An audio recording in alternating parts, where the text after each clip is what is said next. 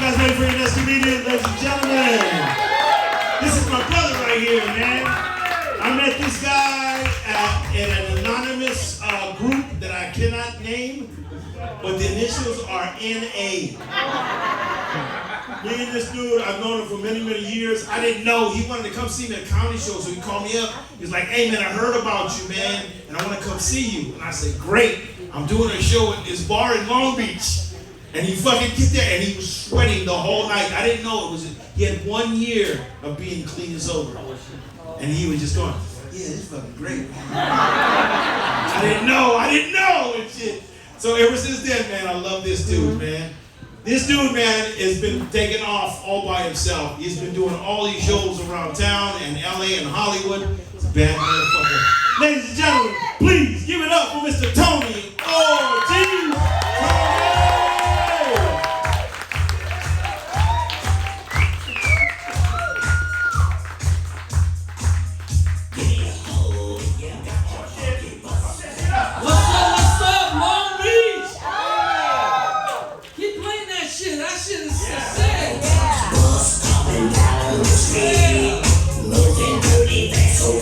Who remembers that song? Right? That shit was badass, man.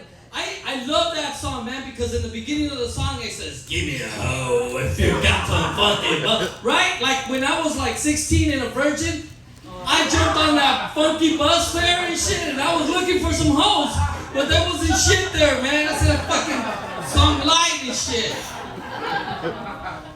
But it gets better. Because there's a part where it goes, giza, giza. Still to this day, I don't know what the fuck they're talking about. But I did some research. That song goes, giza, giza, giza, giza, giza, giza, giza, giza, go. Right? That shit, I thought they were arguing about scissors and shit the whole time. But I played the song backwards. And that shit says, hey, how's everyone doing tonight? I love Long Beach, man. I've been clean almost 10 years. Yeah.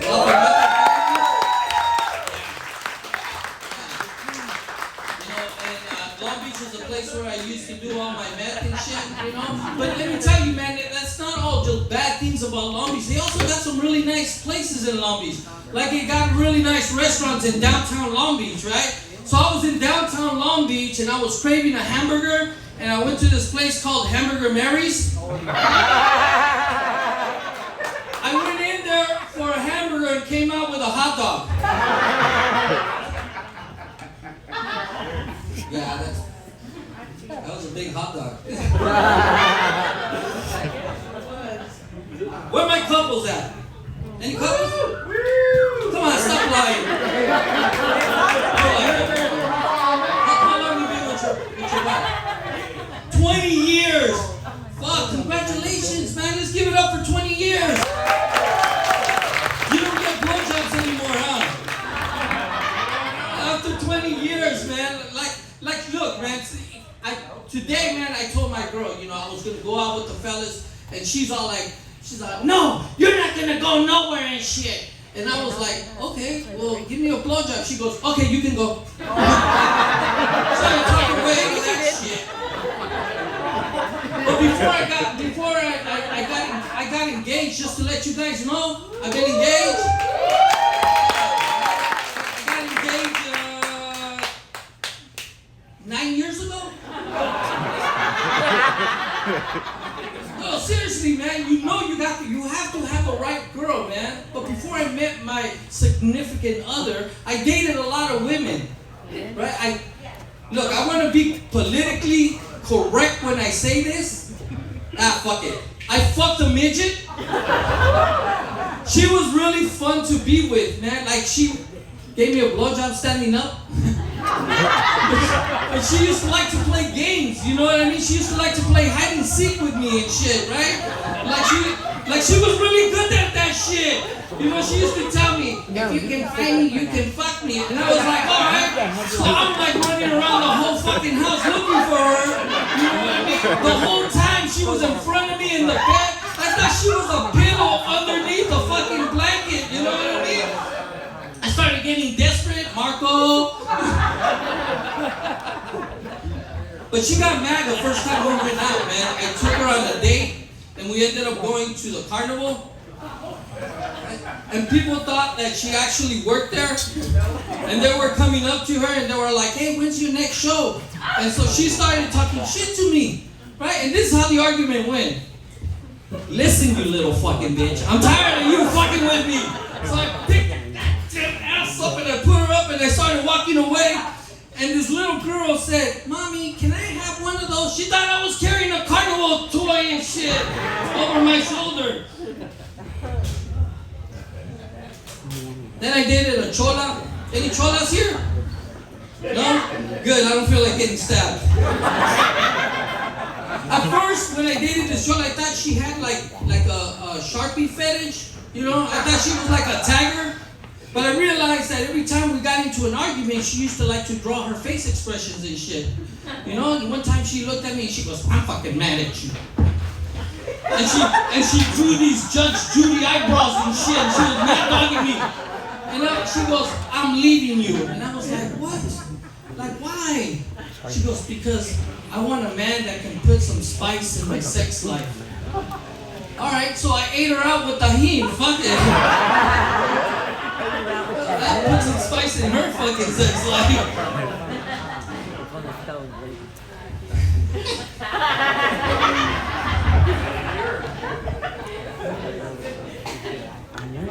I dated a mute. She was like the best fucking girlfriend I ever had. She never argued with me. Like every time she came over, it was all silence. But it started getting a little fucking weird when we made sex and shit, you know? Because like it sounded something like this. And I thought I was like tearing that shit up, you know what I mean? But she started to sound like Chunk from the Goonies and shit. That's how wild.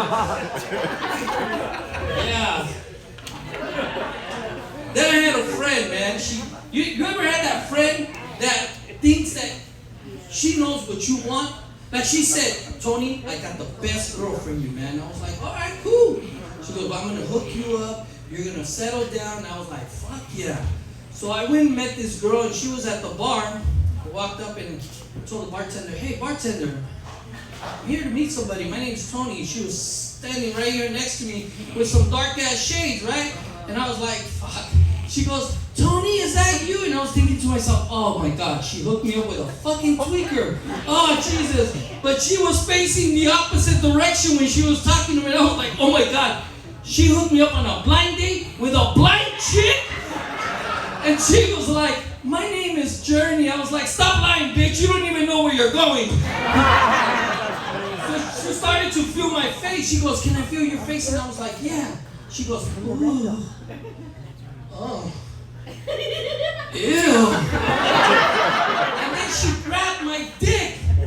And she started feeling like down there. And she goes, listen, lady, I'm not into lesbians. And I was like, are you serious? Did this bitch just say that I had a small dick? She goes, I'm parked in a red zone. And she started walking away.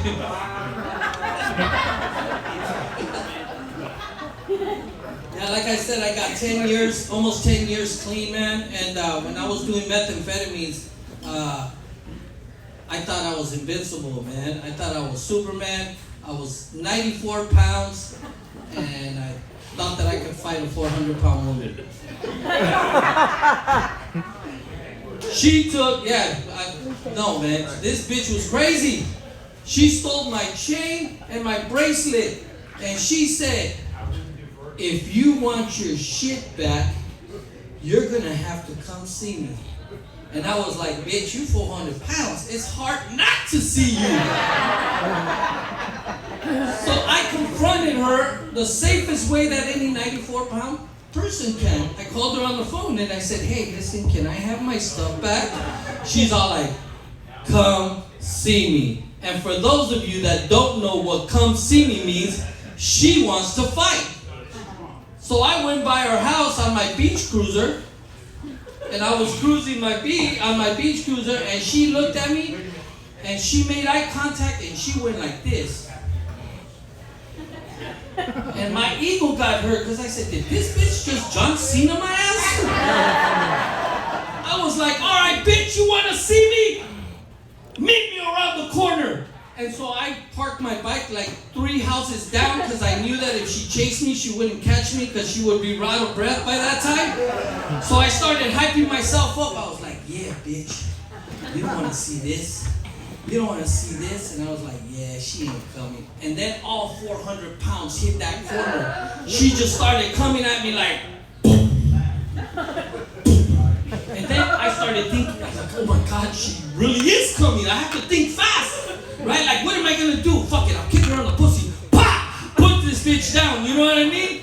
And she finally walked up to me, and before I could even say anything, I said, hey! She reached over and she goes, she grabbed me by my neck and she bit me. And I got scared because I thought the bitch wanted to eat me, right? So I hit her 3 times in the chin.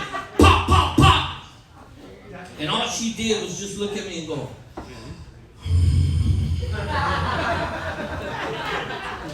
And I did the most gangster shit that any male would do. I fucked her. And I got my chain and my bracelet back.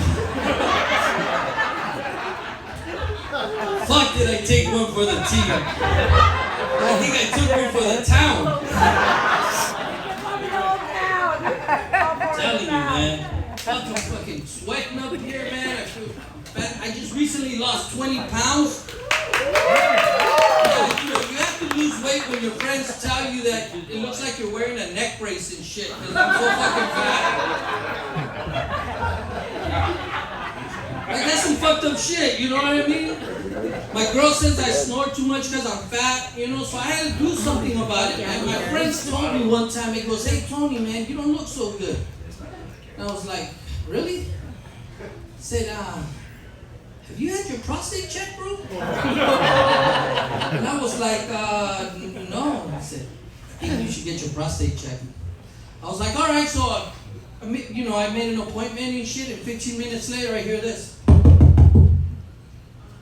And I go to the door, and there's an Asian guy.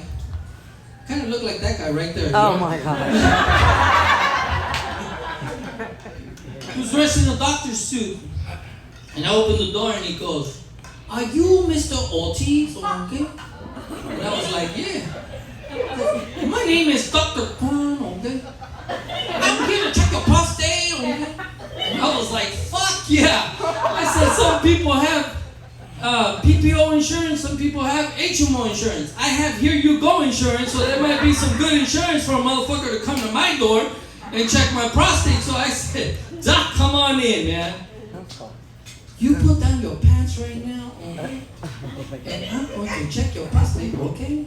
And I was like, okay. So I put down my pants.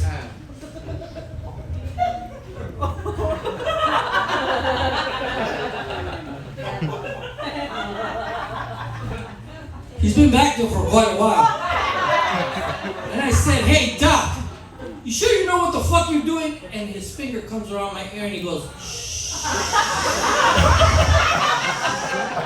He starts playing with my lips and shit. And he smacks me in the ass, and I turn around and he looks at me and he has this big fucking smile on his face and he goes, there's nothing wrong with your prostate. And I said, get out of my fucking house, man. I'll never fuck with Craigslist again, man. I'm making an appointment on Craigslist. That's why I don't trust doctors, man. I don't trust doctors. My girl told me that she felt some lumps on her chest, and I was like, oh, well, let's go see a doctor, you know? And they sent her to this place, and I remember walking in there, and the place looked kind of shady as it is, you know what I mean? I walked in there, and the doctor came out. He tells my girl, come on in. I go, hey, Doc, but can I come in? And this motherfucker looked at me from top to bottom, and he goes, sure, why not? And so I walked in, and he tells my girl to take off her top. And he starts feeling on her breast. He goes, do you feel this? And my girl's all like, yeah. And he uses his other hand, right? And I was like, hey, Doc, hold on a minute, man. I I'm not the smartest man in the world, man, but when you're doing the exam, when checking her breast, aren't you supposed to be like standing in front of her, not behind her? And then you're supposed to be wearing gloves too, fucker. And he goes, get out of my examination room. He gets mad at me. So my girl comes out and she starts talking shit to me like, what the fuck is wrong with you? And I was like, what do you mean what is wrong with me? He's all touching you all over your tits and shit. He goes, but he's a doctor. I said, he's a foot fucking doctor. What are you talking about? I ended up in the wrong fucking suit. Her real doctor was upstairs and shit. I think he was a custodian or some shit. That's why I don't trust doctors. You know, I'll say this joke and my time's almost up. I dated a tweaker, man. Where are my tweakers at? Yeah, look, man. We were at home and we were watching Netflix, and I decided to share my Abba Zaba with her. If you guys don't know, Abba Zaba is a really hard candy. And she bit that fucking Abba Zaba and I was like, oh my God! She was like, what? I go, your 4 front teeth, they're on the Abba Zaba!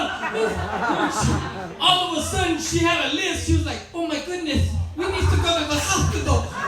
Right? And I'm just like, let's go! She's all like, give me a jar of vinegar. And I was like, what the fuck? Vinegar? She goes, hurry up, stupid. I know what I'm doing. So she puts her Abba Zaba with her 4 fucking teeth in the vinegar, and we're in the car and I'm driving and she's doing this shit into the jar. And I go, what the fuck are you doing? She goes, what do you think I'm doing, stupid? I'm giving them CPR. And I'm just like, oh my God. We get to the fucking ER and there's a Filipino nurse in the front, and she puts the jar in the front with her 4 front teeth attached to that shit, and the nurse goes, what the fuck is that? She goes, we need to see a doctor, hurry.